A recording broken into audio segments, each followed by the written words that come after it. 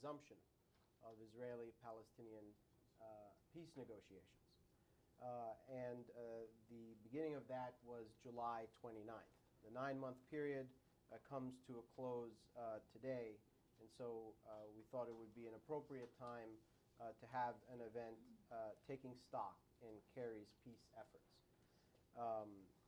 So before we get into the discussion, just a couple of announcements. First, if you have a cell phone or anything that might cause a distraction, if you could please silence it, we'd appreciate it. Also, for those watching the conversation online, on our webcast, you're welcome to send your questions in during the Q&A session by tagging at Palestine Center, and we'll do our best to respond to your questions on the live stream. We're very happy to have with us today Leila, Hilal, and Khaled Elgindy to participate in this conversation.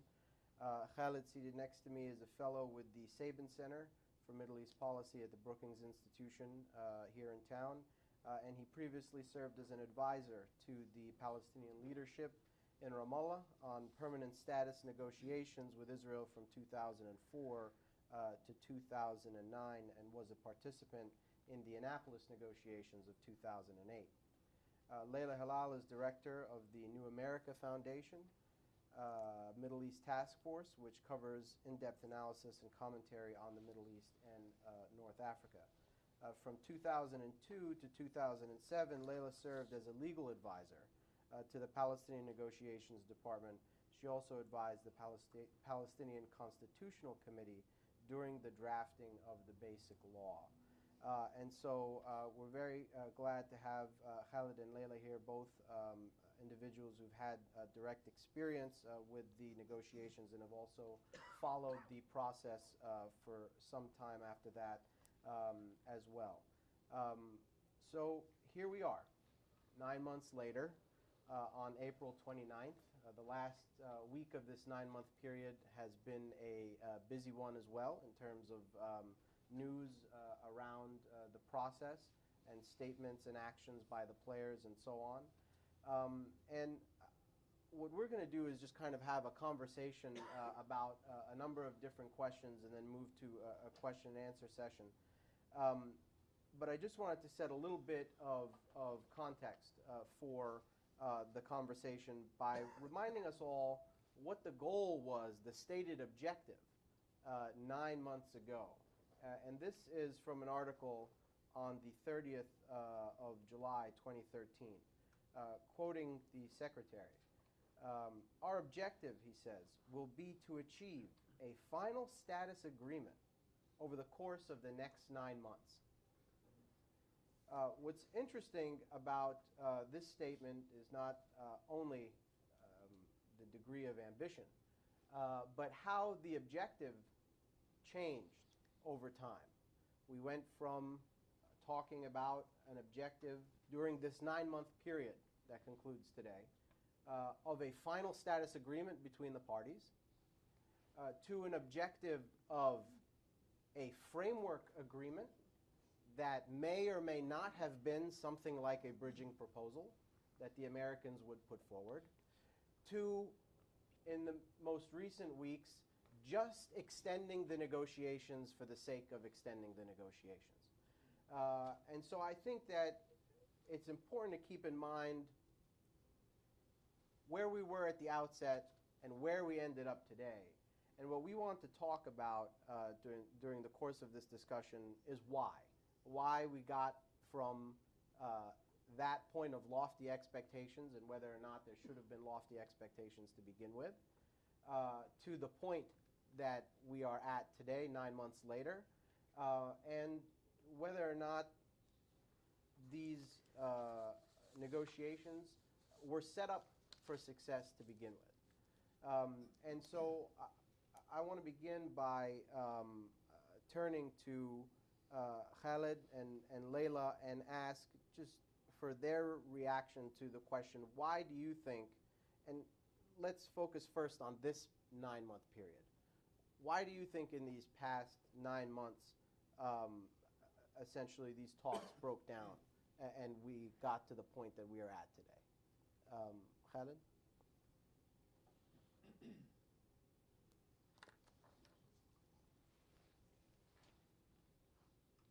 Thank you, Yousef. It's a pleasure to be back here at the Palestine Center. I think there are a couple reasons which are really structural. I mean, you have, I think, in the first place, an enormous power imbalance between the two sides.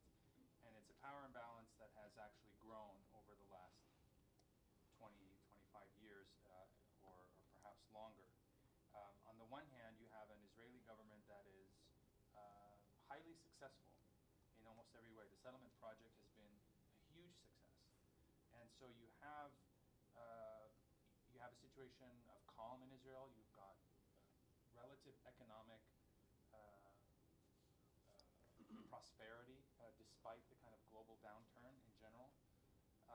And of course, Israel is a nuclear power compared with a Palestinian entity that is divided and dysfunctional more than at any point, I think, in the history of the modern, or let's say the contemporary Palestinian national movement, certainly since the creation of the PLO.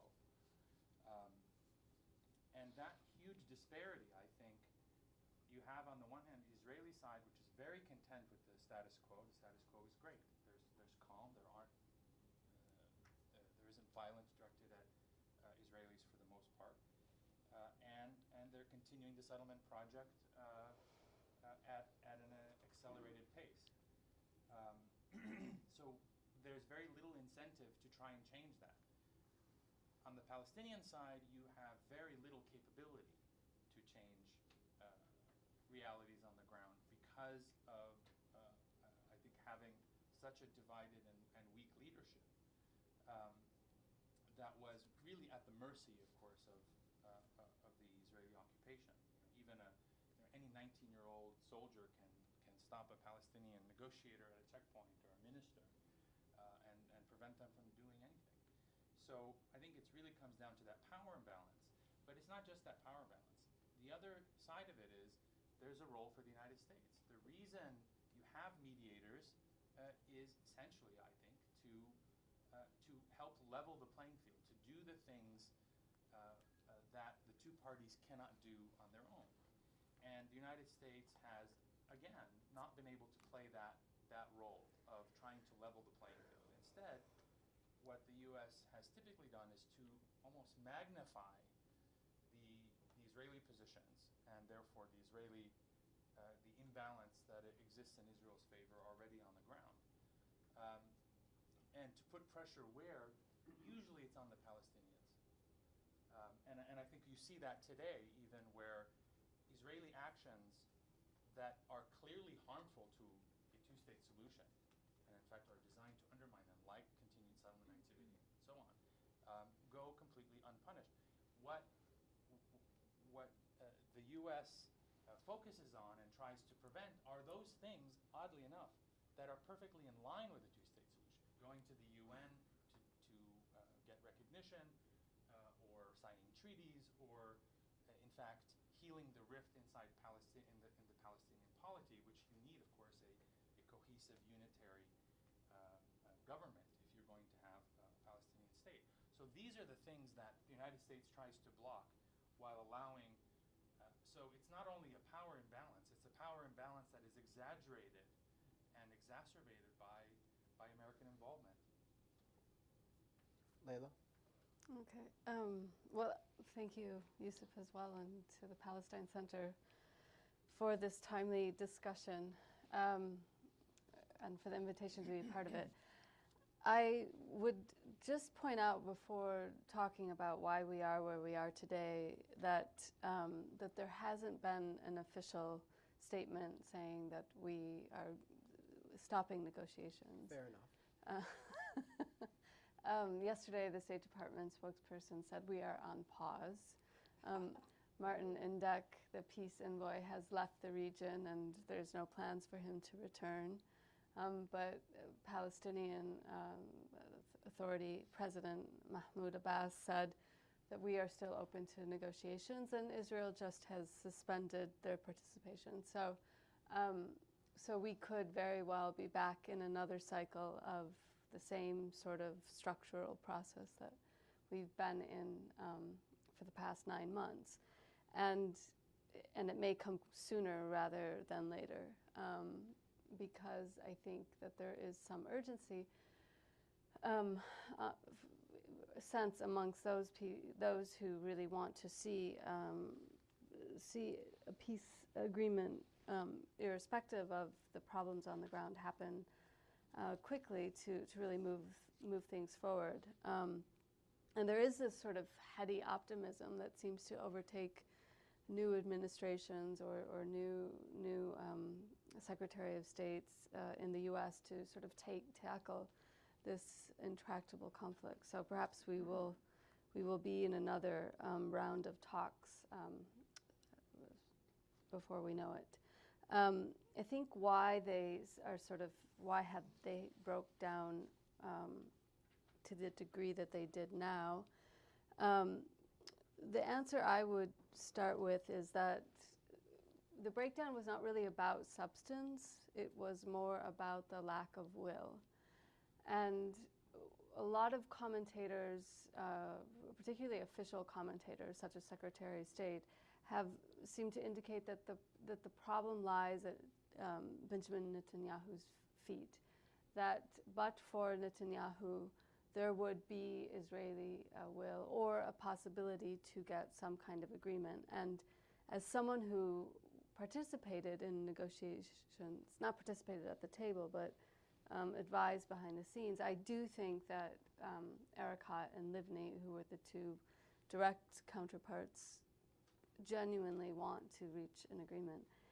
I think that the notion that the problem lies only with Netanyahu and that but for him we would have had agreement on something is faulty. I think the problem is that there is no peace constituency amongst the Israelis, and I question whether it exists amongst the Palestinians, and or in what way it would or does exist amongst the Palestinians. And I think that that's a open question. And without that peace constituency, I think anyone who's schooled in conflict resolution would tell you the Israeli-Palestinian conflict is no exception. You can't push through a peace deal that doesn't have some resonance amongst some aspect of the population. And I just don't see that there is that will along the Israeli side, and that may be reinforcing what Khaled said in terms of the power imbalance and the apathy on the Israeli side, in the sense that there is just no need to actually reach any settlement with the Palestinians.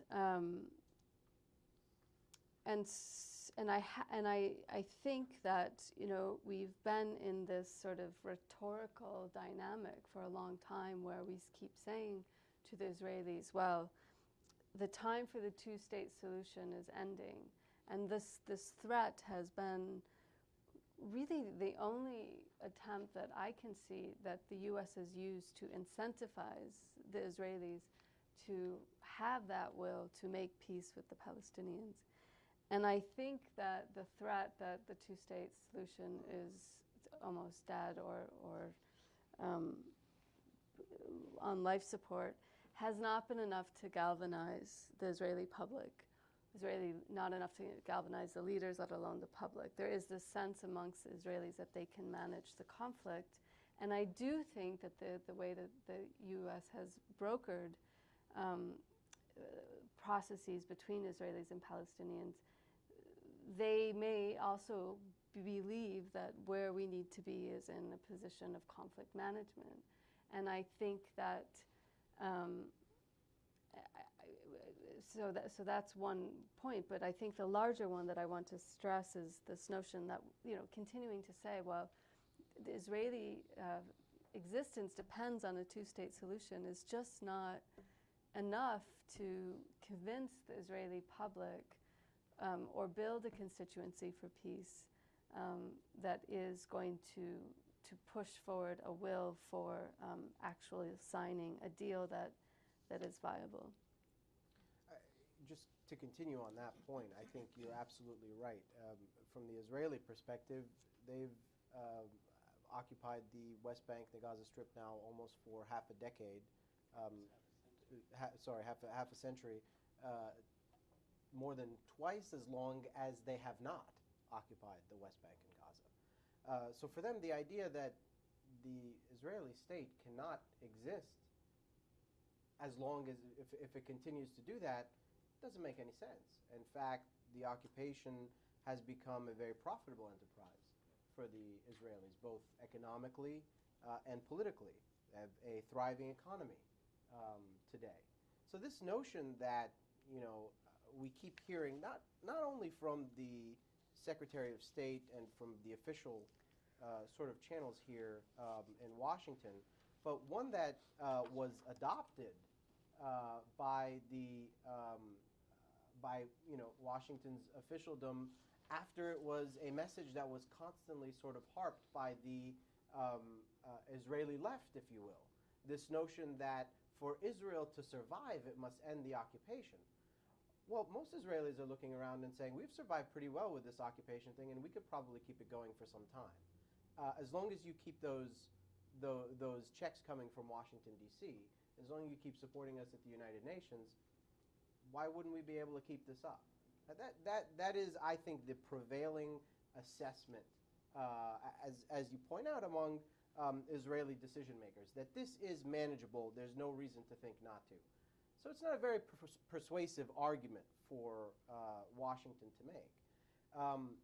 That being said, I did want to make a couple points on a couple things that I thought Secretary Kerry deserved some credit for over this 9-month period.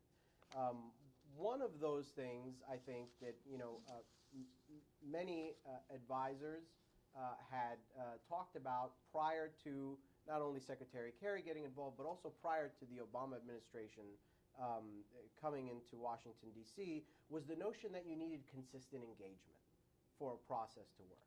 And I don't think anyone can say that the Secretary did not invest enough time or effort into this process over the past 9 months.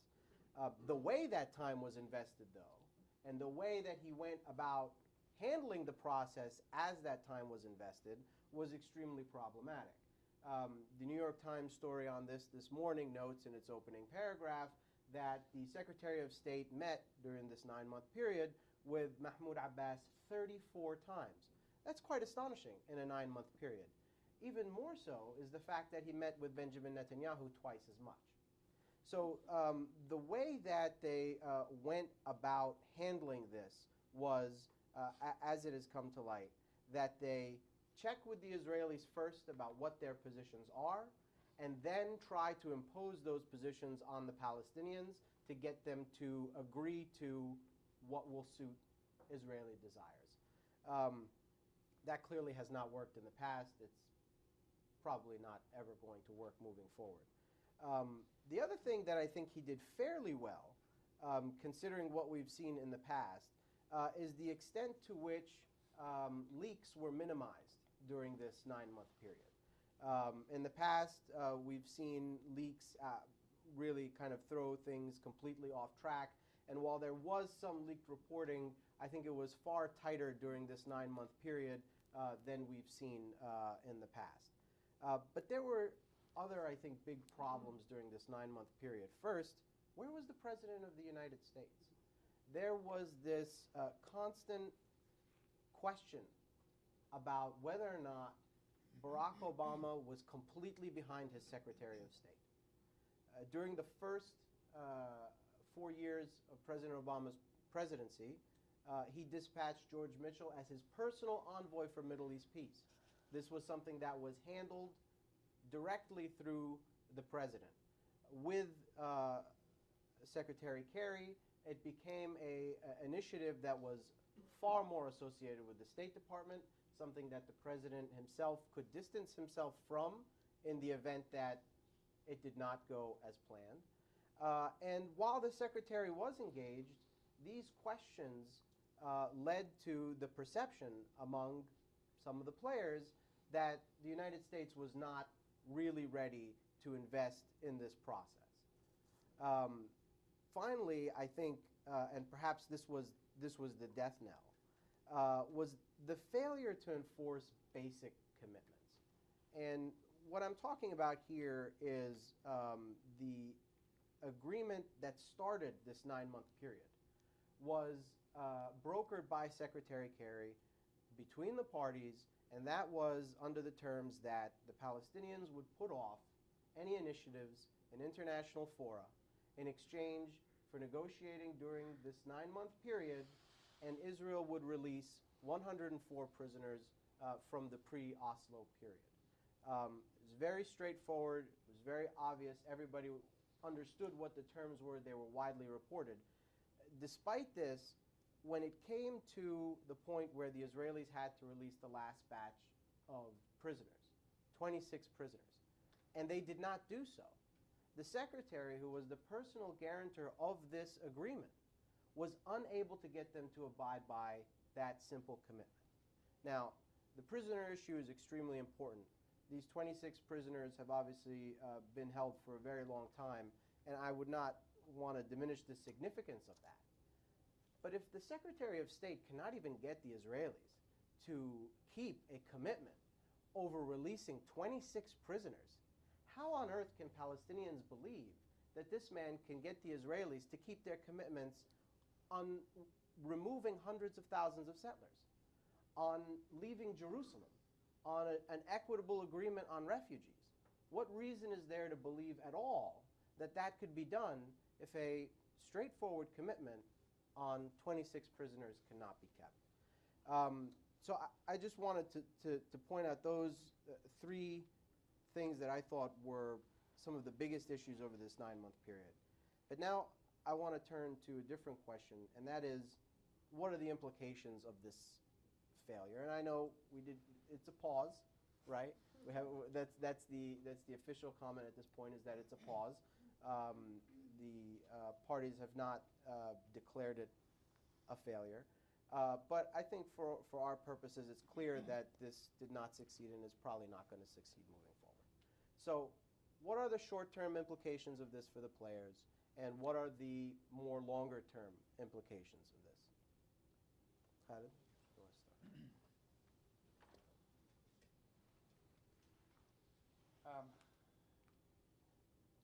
In a lot of ways, the last 9 months is sort of I don't know if microcosm is the right word, but in temporal terms, in time terms, of the last 20 years. You know, the way it started off, the way Yousef laid out the grand expectations, or the goal from the outset was this conflict-ending peace agreement between the two, and how it sort of got knocked down at each stage, and sort of down to the bare minimum of really just perpetuating itself. The process became about perpetuating itself, and I think, frankly, you know, it has primarily been about perpetuating itself. We see that time and time again, where the outcome of two states is subordinated to the process, and I very much believe, and I probably said this in this room in the past, you know, one day when the two-state solution is dead, the gravestone will read, you know, it was killed by the peace process. So the question now, in my mind, as far as where do we go, I think it's clear that the peace process is dead. They can put it on pause, they can prop it up. It is essentially a corpse, not to be too morbid about it, but it has been dead for a long time, and it is merely being propped up. I sort of was doomed from the outset, from July. Never had a chance of succeeding. Of course, it's easy to say that in hindsight, but I did say it in July as well. So the question now is, now that the peace process is dead, is it still possible to salvage a two-state solution? And I think on this,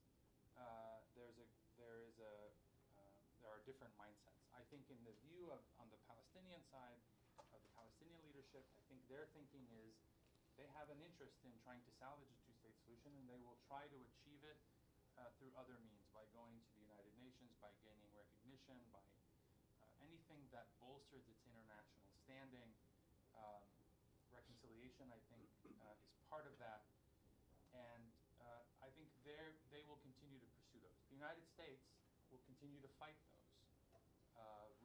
vigorously, I think, which again sort of highlights how we have subordinated the outcome to the process. It's really quite mind-boggling that the stated goal is a two-state solution, and yet you are committed to blocking those activities that lead to or affirm a two-state solution in order to insist on everyone's participation in a fruitless, dysfunctional process. It's really, I think, a level of denial in psychological terms that is almost pathological. I think if we could look at politics and policy, we could analyze it in psychological terms, we're talking almost about a pathology, I think, at this point. Excuse me. I think on the Palestinian side, on the Israeli side, what we're likely to see is a different kind of unilateral action. I think there already the discussions about a coordinated unilateralism, disengagement type of withdrawal from a unilateral withdrawal from parts of the West Bank, perhaps beyond the wall/barrier. That I think is going to gain ground in Washington in coming weeks. I don't think it will actually happen because there is a cost to evacuating any number of settlers that Netanyahu doesn't want to pay. He's a government by the settlers, for the settlers, and of settlers. So he's unlikely, I think, even to pursue anything but the most minimal symbolic type of evacuation from the West Bank. In which case, I think Israel's in a real quandary because they will try to pass off some sort of unilateral evacuation, however limited it is, as a fulfillment of the two states, or at least that Israel is unilaterally demarking its borders. It will not be seen as that by the international community, and in the meantime, Palestinians will pursue these sort of international forum type of activities to gain recognition and legitimacy that way. I guess the bottom line is, I think we're in a reality where if we're not already in the place where the two-state solution is functionally, effectively dead, then we're very close to it. And yet alternatives have not yet become viable, I think. I think a one-state scenario based on binational equal citizenship rights for both peoples is not quite politically viable in this environment. And so we're likely to be in this kind of limbo, I think, for an indefinite period of time.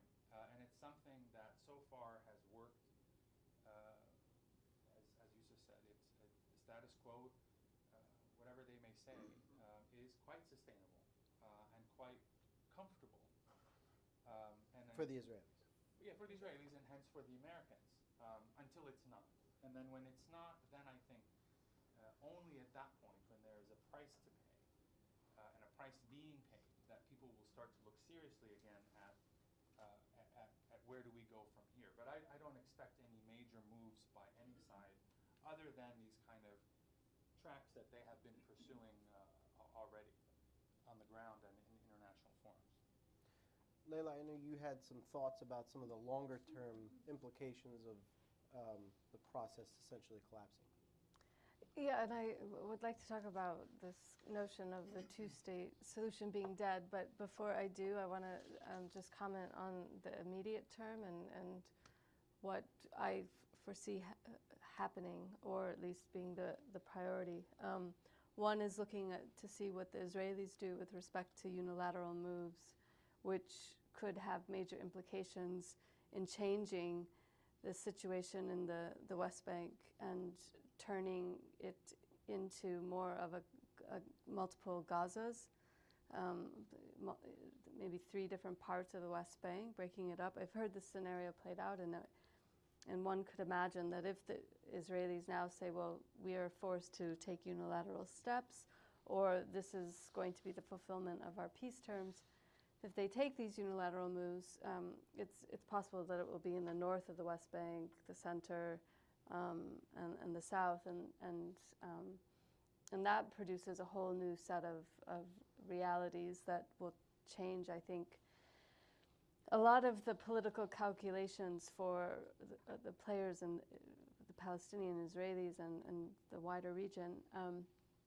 But I think in addition to looking to see how the Israelis react in the immediate term, I think everything will be about the Palestinian Authority and whether or not to keep it afloat. The Palestinian Authority is an entity, an administrative temporary entity whose existence is very much tied to the peace process. And without a viable peace process, without a peace process in existence, its own purpose is called into question.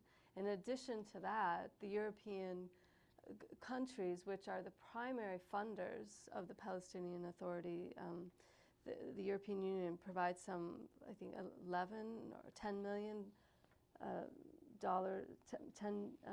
million euros a month for salaries for civil servants and pensioners of the PA. And the European countries are starting to really question the idea of continuing to fund the Palestinian Authority, which they see as being essentially funding the occupation. And so I think going forward, if we can say that this is sort of the death knell of the two-state solution, there's going to be a large question about the continuation of the Palestinian Authority. I think for the Palestinians themselves, they see a value in the continuation of the authority, especially if they're able to get it to work for the Palestinians as opposed to just be in existence to help the Israelis avoid the cost of occupation. It gives the Palestinians a semblance of self-determination, and it provides salaries. I think I've heard the World Bank, a former head of the World Bank for the West Bank and Gaza Strip, say that the PA is a welfare system for the Palestinians. And so I think that there is still a large interest in keeping the Palestinian Authority afloat. But if it doesn't have a political dividend, there will be more questions about why it's existing. In addition, if it is to pursue reconciliation with Hamas, and it seems to me that it's a serious endeavor this time around, it will face congressional hurdles. Those are funding, but there will also come in the form of political pressure. The U.S. Congress is not the major funder of the Palestinian Authority, and its existence does not depend on congressional funds, but it is a large factor in its continuation. So I think if the PA is to pursue reconciliation, it will face some hurdles. I think the European Unions will deal with reconciliation in a more nuanced way. But there's the other question of whether or not the PA and the PLO will press harder to go back to the UN. And so I think the Palestinians are going to be facing a real strategic crossroads at this point in terms of, do we keep the authority alive? What is its purpose? What are the trade-offs in terms of going to the UN or reconciliation?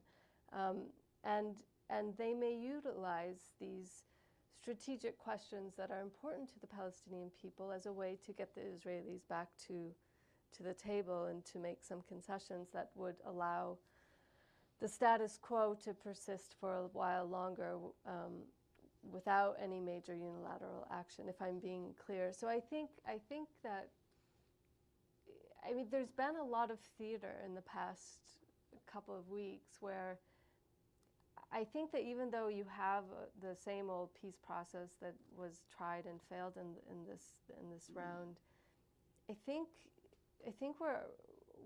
there are a lot of cards that have been thrown up, whether they be via Kerry's statements about apartheid, whether it be about the choices that the Palestinian Authority will have to make in the immediate term. And so I think that it's not business as usual. And so I think the immediate term to medium term presents some real interesting developments and choices. That's putting aside the longer term question.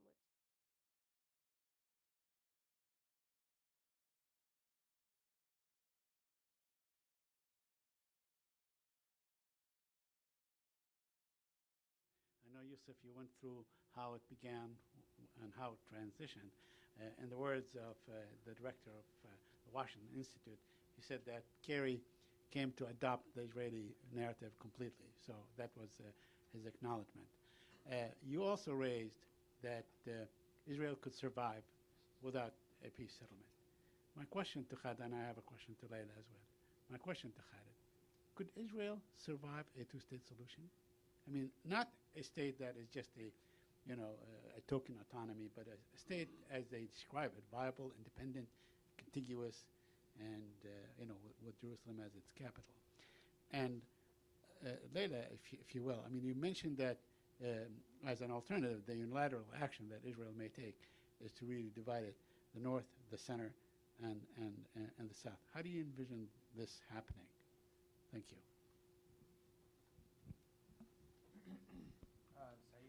I'm not sure I follow the question.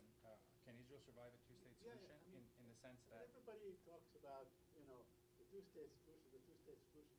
Is a two-state solution? Could Israel, recognize a Palestinian state, that recognize Palestinian nationalism, and recognize a viable state, and actually survive that? I mean, could it lose a great deal of support? Could it lose the support of its own public? Could it sort of lose viability itself? I'm not sure about the losing viability. I mean, Israel existed within what we now know as the 1967 borders for the first 19 years of its existence.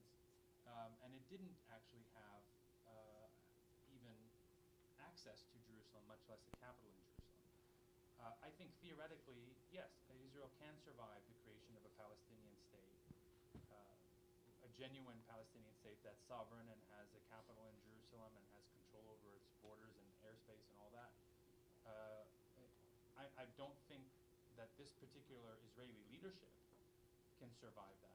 I'm certain that this Israeli coalition wouldn't survive any move that inches in that direction. I think that's pretty well known, and that's why we haven't seen much progress. But I think in theory, Israelis in general, they often, various Israeli leaders have referred to the so-called settlement blocks as issues of consensus. There's consensus across the Israeli spectrum, left, right, center, that these blocks have to remain in Israel, that there's certain sort of the equivalent of the thawabit, right, on the Palestinian side, and that there's a strong Israeli consensus on certain issues. I'm not so convinced of that. I don't think the average Israeli who lives in Rishon LeZion feels very strongly about Ma'ale Adumim. He may, in a poll, say, yes, Ma'ale Adumim should be part of Israel, but at the end of the day, if there's a push to evacuate it, Ma'ale Adumim is just another suburb of Jerusalem as far as they're concerned. So I don't think the Israeli public in general would oppose those things that would things that are necessary for a two-state solution: Palestinian sovereignty, capital in Jerusalem, and so on. I do think that it's very hard for Israeli governments and Israeli politicians to take the steps to go there. If I would just add one thing to that, is that not only do I think it's impossible for this Israeli government, I think given political trends in Israel, it's really impossible to envision an Israeli government that is secure and stable that can make those kind of moves. The number of settlers now, the extent of influence that they have in the Israeli political system, and the fact that, frankly, the Zionist parties exclude the Arab parties, and the Arab parties, of course, exclude themselves, creates a situation where to get to a majority of the Knesset, you're going to have a right-wing coalition that is more dependent on settlers than ever. every election. So, I mean, I don't see it being possible today. I don't see it being possible for an Israeli government to do that in the future either. Sorry, do you have a question for Leila? Did you ask that question? I asked her about the lateral. Yeah, well, okay, so what happened when Israel disengaged or withdrew from Gaza? They put it under a blockade, which has continued now it was gradually built up over time and has persisted for almost a decade, 8 years.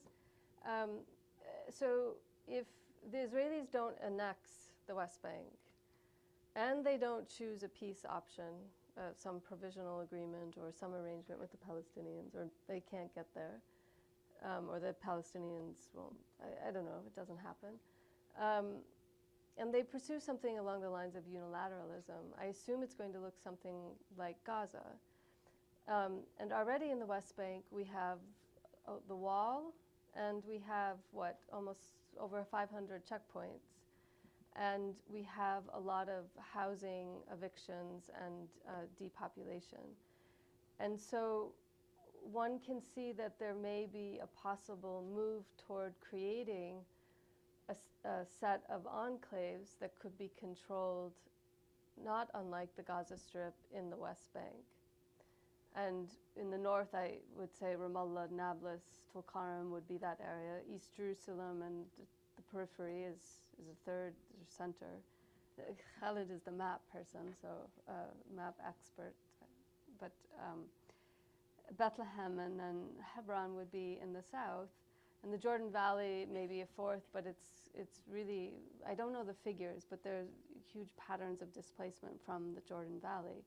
So one could imagine that that may be a future scenario that the Israelis are debating. I mean, they certainly seem to be potentially moving toward it in terms of facts on the ground. Actually, if I could just weigh in quickly on that point, I agree completely with Leila. I think that is the reality that is being created on the ground. If you look at the patterns of not just settlements, but the infrastructure, roads, and the network of tunnels and bypass roads for Palestinians, or access roads, and checkpoint terminals. You have a checkpoint terminal not just on between Jerusalem, let's say, and Ramallah, like at Qalandia, but you have checkpoint terminals that are infrastructure, that are brick and mortar, in the center of the West Bank. And I think the infrastructure for what Leila describes of three or four or five Gazas in the West Bank is exactly what is being implemented on the ground. Essentially, the Palestinian areas that are surrounded by Israel or Israeli-controlled territory, and access in and out would be controlled by Israel, and these would be essentially.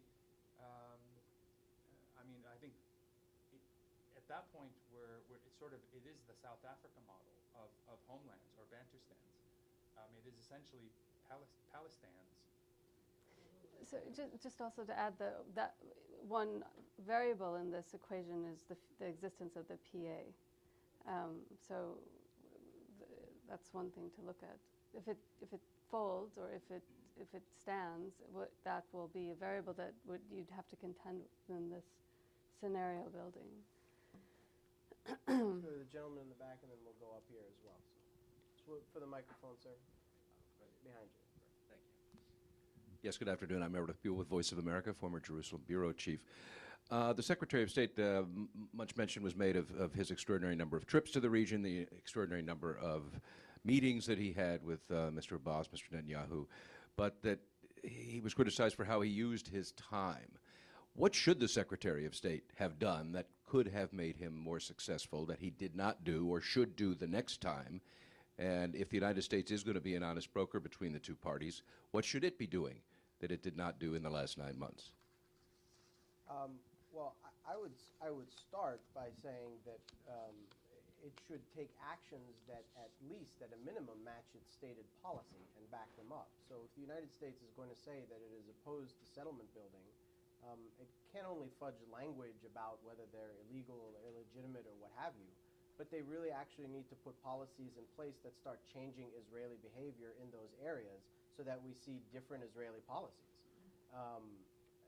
So, you know, it's not simply about the number of times he met with people or didn't meet with people, though I think that's an indication of how the process was handled. But it's also about how is the U.S. contributing to this. And while we are, you know, hearing about a pause now, the reality is there is no pause at this moment for U.S. support for Israel. There's no pause in the economic contributions that the United States makes for Israel. There's no pause in diplomatic support for Israel at the United Nations Security Council. There's no pause in military aid to the Israelis. So the only pause we have here is a pause in this process, but in reality, there's no pause in our, when I say our, I mean Washington's contributions, because we're sitting here in Washington, D.C., Washington's contributions to the problem. So I think, you know, if the Secretary could have done anything, I think it, and perhaps this is a moment, this pause is a moment of reevaluation where these things can be considered, to start exploring what U.S. actions are playing such a corrosive role in the outcome and how those can be changed. And I think that, you know, that could have gone a long way to maybe seeing a different outcome. But of course, that's not how things played out. Any of the other two have a comment on that? Just real quickly, I agree completely with Yousef on on what should Kerry have done. I think there are a number of ways. For example, on settlements, the U.S. should have imposed a price for continued settlement activity and not simply say that they're displeased and so on. There are a number of ways to do that. I think action against American charities, for example, that are financing settlements, even as minimal as that, might not have a huge impact on the ground, but politically it would send a strong message.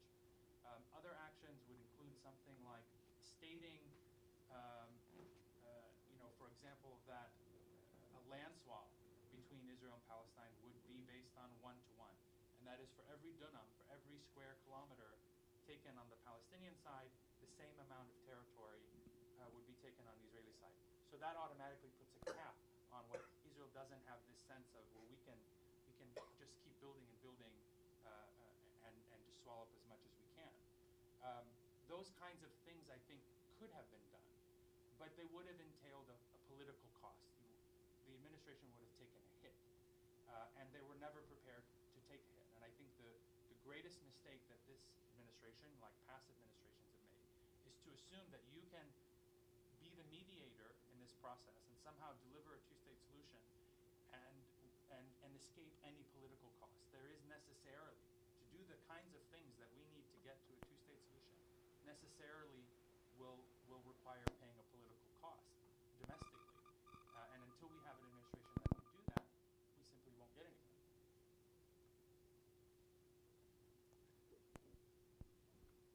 Just wait for the microphone right in the front row there. Thanks. I'm Michael Thomas. I have a two-part question about American policy going forward. First part has to do with the reconciliation process. Netanyahu's reaction to it was that he would not deal with a Palestinian entity that was supported by Hamas. That doesn't condition it on any role played by Hamas. It doesn't mean that it depends on there being a Hamas minister of security or anything else. And it isn't conditioned on what the terms of reference are for a new government, i.e., still authorizing Abu Mazen as head of the PLO to negotiate, having met all of the terms of the three conditions, and so forth.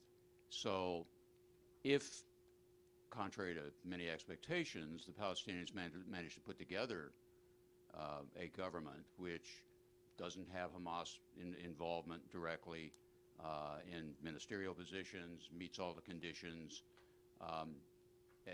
there is the possibility that the U.S. and Israel will see this differently. I mean, Israel's already criticized the United States for being a little bit more wait and see on this. Is that a real possibility? would the United States go public with a disagreement of that kind? Where does this go? Second one, as to the United Nations. Yesterday, Shibli Tahami on a conference call made a suggestion I found astonishing, which was that if this is the end of the Kerry effort as we've known it, that the United States could simply not effectively resist or allow to go forward various steps in the United Nations. That could be the membership efforts, that could be a resolution finally saying that the Security Council finds the settlements to be illegal and impermissible. Is that even conceivable politically? What would it mean if it happened? Well, I would just say that on the first part of your question, I think that the bigger issue here is that you have the power of the purse problem, which is so much of what U.S. policy is towards the Palestinian Authority as it relates to funding is determined by Congress. And Congress obviously has a different outlook on the situation than the White House, particularly when it comes to the reconciliation issue. I think there are those in the executive branch that realize that a divided Palestinian side is never going to be able to sign off on a lasting agreement. But at the same time, they cannot imagine in any way funding an authority that Hamas is involved with. And of course, Netanyahu's allies in Congress are ready to jump on that issue very quickly, and many of them have already been outspoken about that. So I think that's the biggest variable, is how is Congress going to respond to that, and will they actually allow for funding to continue, even if you have a national consensus government, which is not a unity government, as it has been reported, which is basically a government in which you have independents and technocrats that are chosen by consensus of the parties involved, but members of those parties that were PLC members are not necessarily serving in ministerial positions. So, I mean, that's the big question. What is Congress going to allow the executive branch to do? And I think, given what we've seen in the past, it's probably going to handcuff the administration. And that's one of the reasons why the administration has chosen, I think, to try to work as much as they can in the direction that they can with a Palestinian partner that may not be a legitimate representative of the Palestinian people, but given the constraints that they have, this is all they're really able to work with. Yeah, I think I agree with Yousef. I think it's conceivable, but not likely that the United States would either sign on to any UN action or even sort of acquiesce in it, or in terms of reconciliation. And I think for the same reasons that we've already pointed out, which is they're not prepared to pay the political price to confront Congress, to go to bat, or to go kind of head-to-head with Congress and the pro-Israel lobby and whoever in an election year of all things. And they're just not willing. They're not willing to do that. And the second dimension of it is I guess takes us back to the point I made earlier, and that is until we stop subordinating the process or the outcome to the process, we have no hope of getting there. So I think this is a great example of how we just want the process to continue. It doesn't matter if we actually get there. It would be nice if we get there, but it's not really the goal. Because if it were the goal, then you'd be willing to bypass some aspects of the process. The process is not enshrined in international law. It's not holy scripture. It is just something that humans devised, and that basically doesn't work. And so when something doesn't work, you look for alternatives. You don't block other alternatives.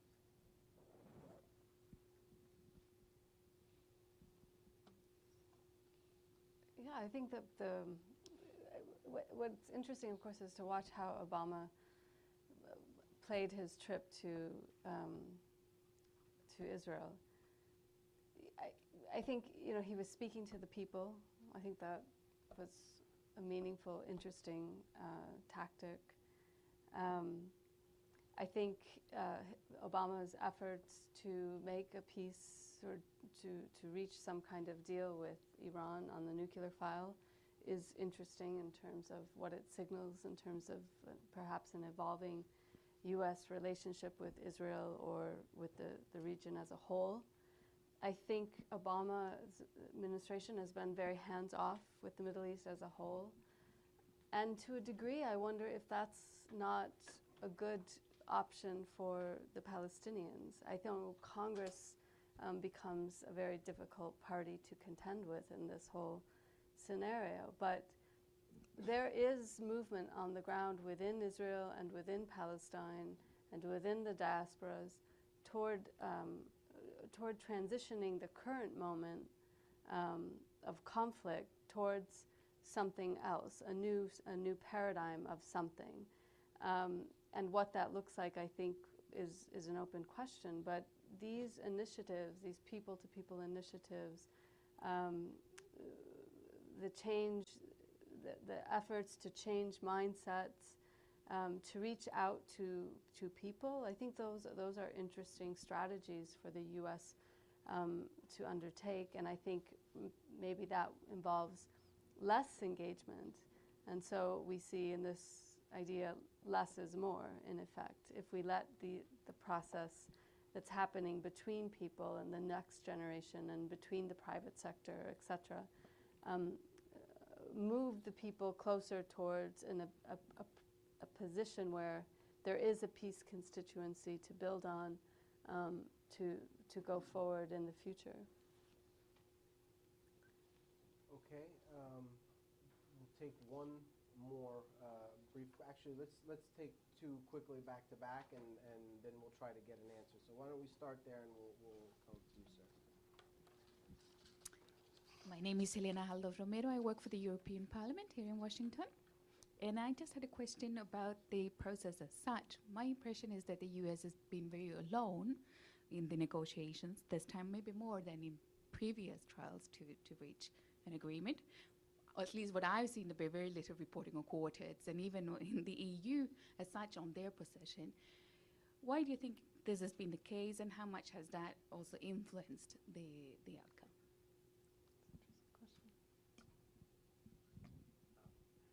Thank you, Benjamin, to a no affiliation. Picking up what Leila Hilal just said, I think it's clearly true that a lot is changing in the general environment, and not all of the change is to the disadvantage of the Palestinians. We try to block Palestinian moves outside the negotiations, but we don't succeed very well. At best, they slow things down somewhat. My question concerns Hamas. Hamas recently said that it does not exclude recognizing Israel. I think that there's a lot of ammunition that they've probably been holding in store, and that we might be able to get some more insight from further statements from Hamas on this. I wonder what your thoughts on this are. I would just say about the EU, I think you're right. I think they have been more absent than they were in the past in certain ways.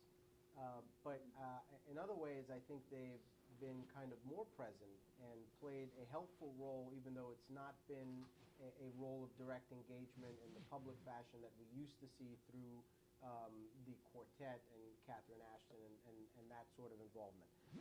But the specter of continued EU moves towards boycott and sanctions has allowed Secretary Kerry to raise the possibility in his conversations with the parties, and also publicly, as he said in Munich, that this will continue if there is no solution.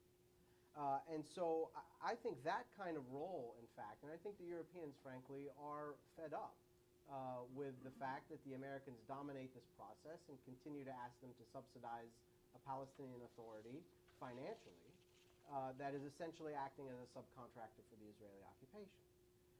And so if the Europeans continue to move in this direction, I think they can provide a helpful disincentive and a helpful message that the Israelis need to hear loud and clear about what the future holds if there is no just solution for the Palestinian people. And so I think in that sense, the sort of the evolution of the EU's role, if it continues in that direction, can be far more helpful than the role that we've seen it play in the past. If you want to take Hamas.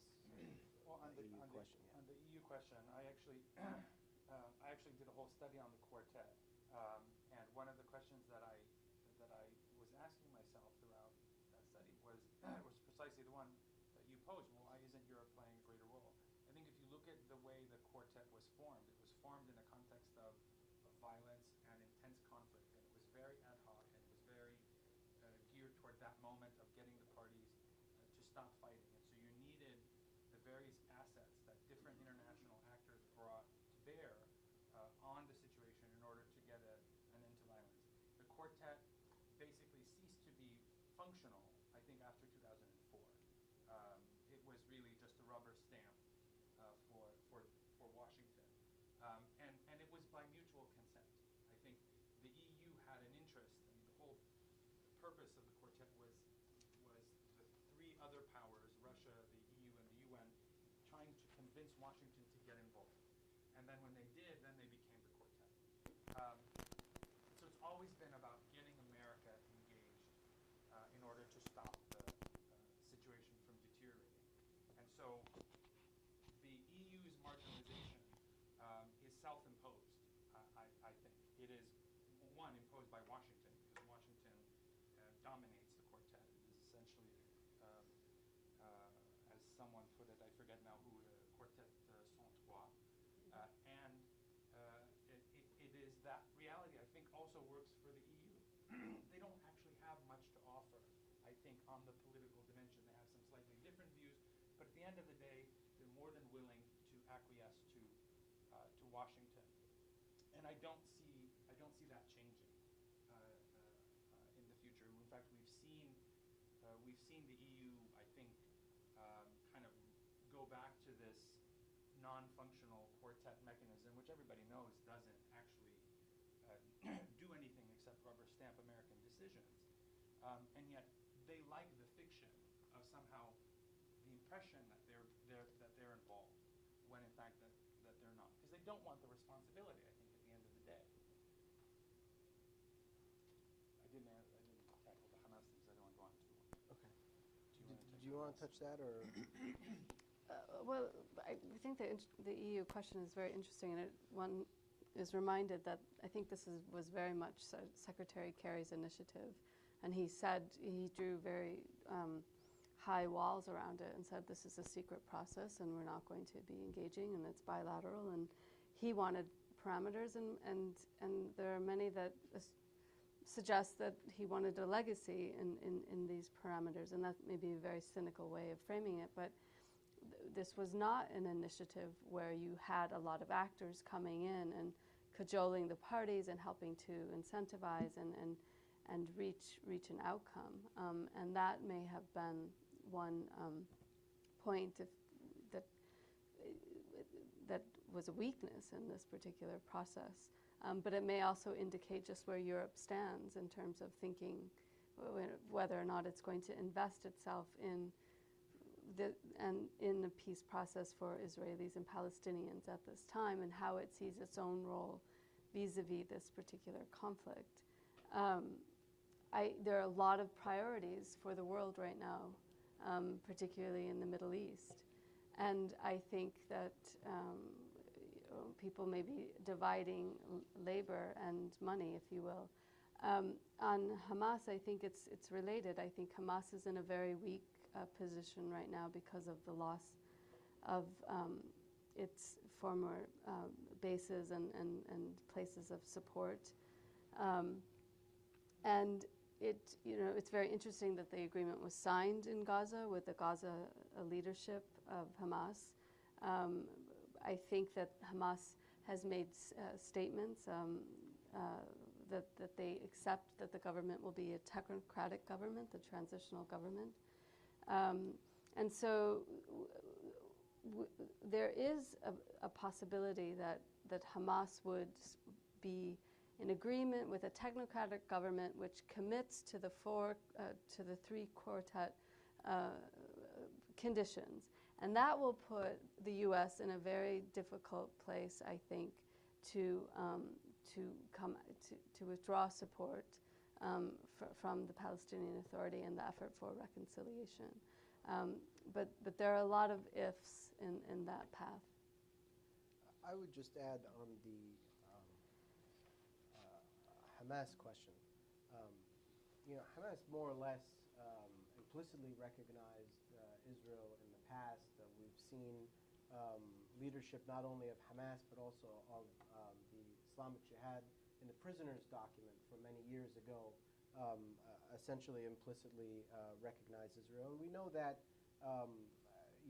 despite the rhetoric, they're interested in political control in the Palestinian state. That's where they really have an opportunity to have any control. That being said, one thing about this moment of reconciliation that worries me personally as a Palestinian, and I think it may be something that worries others as well, and is a shared feeling, is I have to wonder if this is not similar to the moment that we saw with the PLO after the First Intifada. Is this a moment where the leadership is realizing that there is a movement that is maybe passing it by, at which point it needs to make further and more serious concessions to stay engaged in the game? And with the growth of some of the civil society efforts that Leila's mentioned, and with the growth of the global BDS movement, the movement to isolate Israel, and the movement away from the two-state paradigm that these parties, regardless to what Hamas and others have said, have more or less been behind.